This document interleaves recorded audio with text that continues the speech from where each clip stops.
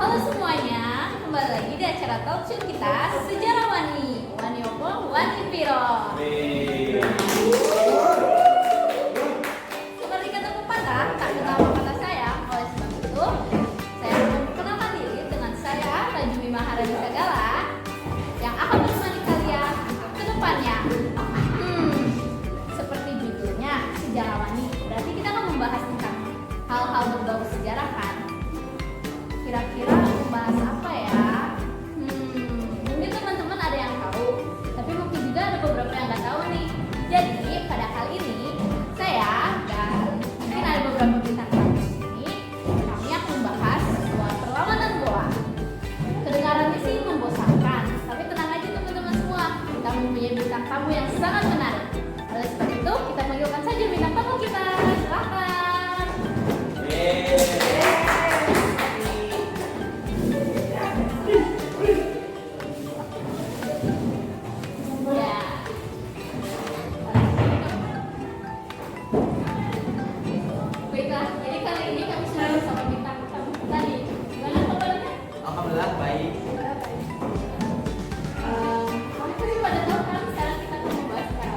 Ya, pasti tahu dong.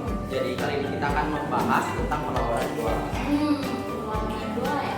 Kira-kira perlawanan Goa itu apa sih? Apakah itu kerajaan? Kalau iya, kira-kira di mana letaknya? Boleh sih. Jadi perlawanan Goa adalah perlawanan yang dilakukan oleh kerajaan Goa.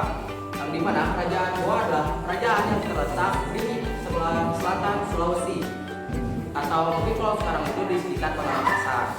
Nah, kerajaan Goa ini itu memiliki tingkat ekonomi dan juga kekuatan militer yang tinggi. Selain itu, kerajaan Goa ini juga memiliki pelabuhan perdagangan internasional yang bernama Somba Opu yang terletak di pesisir Sulawesi Selatan. Oh, jadi begitu. Lalu kira-kira hal apa sih yang memicu perlawanan Goa? Boleh? Jadi tadi yang udah disebutin Goa Tawa itu kan memiliki kekuatan ekonomi perdagangan yang sangat kuat. Karena itu, dengan melihat peran dan posisi kerajaan Goa yang strategis, VOC ini berusaha untuk mengendalikan wilayah sehingga tidak diserang Goa. Berarti bakal ada tokoh-tokoh penting banget ya. Pastilah. Kira-kira tokohnya siapa ya? Jadi, tokoh yang berperan pentingnya itu adalah Sultan Hasanuddin. Sultan Hasanuddin ini merupakan raja dari kerajaan Goa. Beliau mendapatkan gelar atau julukan Ayam Jantan Gading Timur. Kenapa beliau bisa mendapatkan julukan itu? Karena itu didapatkan atas keberaniannya untuk menolak semua isi dari perjanjian Bongaya. Karena perjanjian itu sangat, bisa dibilang sangat merugikan lah untuk kerajaan Goa. Berarti perlawanan Goa ini semacam pertentangan gitu ya? Kalau lebih lengkapnya bagaimana ya? Mungkin kalau teman-teman di sini ingin tahu. Untuk cerita lengkapnya, jadi Sultan Hasanuddin merasa tindakan yang dilakukan VOC itu terlalu anarkis dan juga provokatif, sehingga Sultan Hasanuddin mengerahkan semua tenaga dan pasukannya untuk menghadapi pasukan VOC. Politik divide et impera pun dilancarkan oleh VOC. Selain itu, VOC juga bekerja sama dengan Pangeran Bugis yang berasal dari kerajaan Bone yang bernama Arupalaka. Kemudian pada tanggal 7 Juli meletuslah perlawanan Goa. VOC yang membawa sekitar 1.200 prajurit dan juga 21 armada kapal perang yang dipimpin oleh Cornelis Johnson Spelman, dan juga ditambah dengan pasukan yang dibawa oleh Arupalaka dan juga orang-orang Ambon yang dipimpin oleh John Van Manipa. Kemudian benteng pertahanan militer milik kerajaan Goa pun berhasil diduduki, dan disitulah hal yang menandai kemenangan VOC atas perlawanan Goa. Nah, dari situ itu Sultan Hasanuddin itu dipaksa untuk menandatangani sebuah perjanjian yang bernama Perjanjian Bongaya. Tepatnya pada tanggal 18 November 1667. Kemudian pada tahun 1668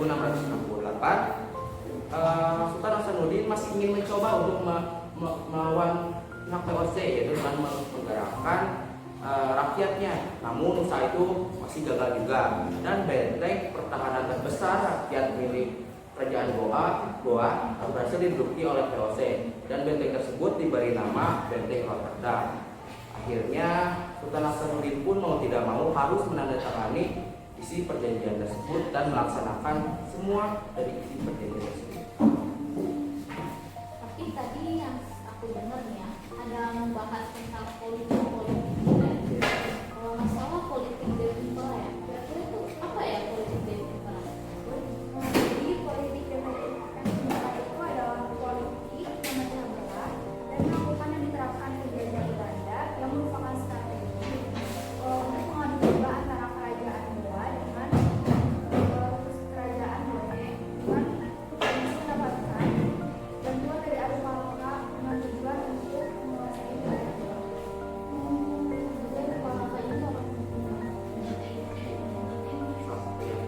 Lalu alasannya apa sih sampai dia mau gitu bekerja sama VOC? Kan VOC itu sudah melakukan yang besar ya, beberapa hari rempah-rempah. Terus alasannya apa sih yang ingin banget gitu sampai mau bekerja sama? Jadi Arupa itu merupakan raja dari kerajaan Bone. Sedangkan wilayah dari kerajaan Bone itu sempat diambil alih oleh kerajaan Goa, sehingga masih ada keinginan untuk mengambil alih lagi wilayah yang dimiliki kerajaan Goa. Jadi Arupa itu tertarik untuk bekerja sama dengan VOC dengan tujuan mengambil alih lagi wilayah yang telah direbut tadi.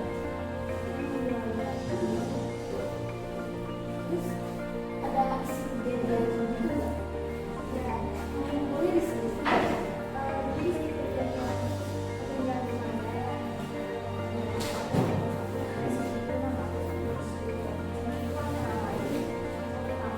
kerajaan Goa memiliki hak monopoli VOC. Yang kedua, semua orang asing diusir dari Goa kecuali VOC. Tiga, kerajaan Goa diharuskan mengganti biaya kerugian perang. Keempat, wilayah Makassar dikasih dengan wilayah dan batas negara. Wilayah Bone dikembalikan kepada Arupa. Dan yang terakhir, benteng yang ada harus dilakukan kecuali benteng Belanda. Dengerin itu belum dengar banget ya di Indonesia. Menurut pandangan Syauki sama India, kira-kira bagaimana sih pesan kalian kalau misalnya ada gitu pada saat itu? Perasaan misalnya kalau ibarat saya gitu berada di posisi itu ya jelas terpuruk dan merasa sangat dirugikan aja, karena wilayah kekuasaan yang saya bilang luas itu diambil alih oleh VOC, dan VOC juga melaksanakan monopoli perdagangan yang dimana kita tidak bisa leluasa dalam menjual barang ataupun membeli barang dari luar. Jadi ya terpuruk aja lah. Kalau menurut Ibu,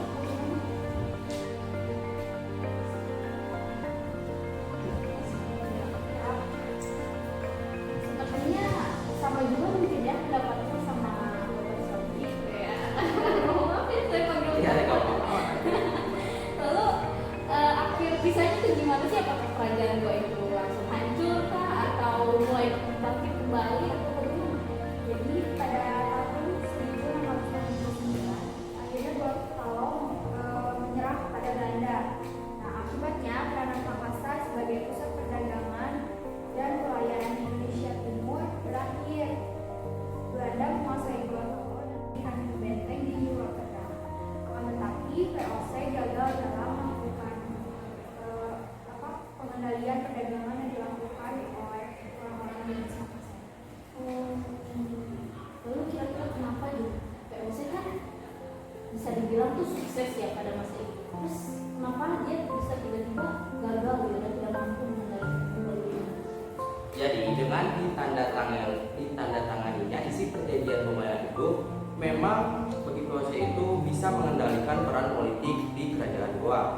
Akan tetapi VOC tidak mampu mengendalikan dan juga memaksakan monopoli perdagangan di wilayah perairan Indonesia Timur.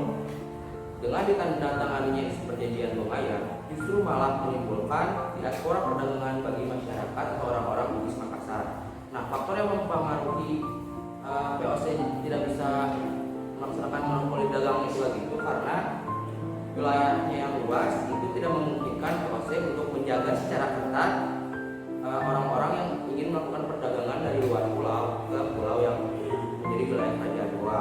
Selain itu, komoditas perdagangan yang dijual oleh atau diatur oleh Goa itu komoditas yang bisa dibilang hanya rempah-rempah saja, sedangkan kebutuhan dan keinginan dari orang-orang luar itu macam-macam, di mana barang itu juga hanya ada di Goa saja. Berarti Kerajaan Goa sekarang udah pusat perdagangan. Lalu apakah di zaman sekarang nih yang sudah serba modern, kira-kira Kerajaan Goa tuh apakah masih pusat perdagangan atau maksudnya sebuah kerajaan? Untuk di zaman sekarang, tepatnya saat ini, Kerajaan Goa itu sudah tidak ada. Namun untuk menjadi pusat perdagangan wilayahnya itu tentu bisa dibilang masih, karena sekarang itu wilayah Goa itu menjadi kota Makassar, yang dimana kota Makassar itu memiliki jumlah masyarakat yang banyak dan juga bisa dibilang memiliki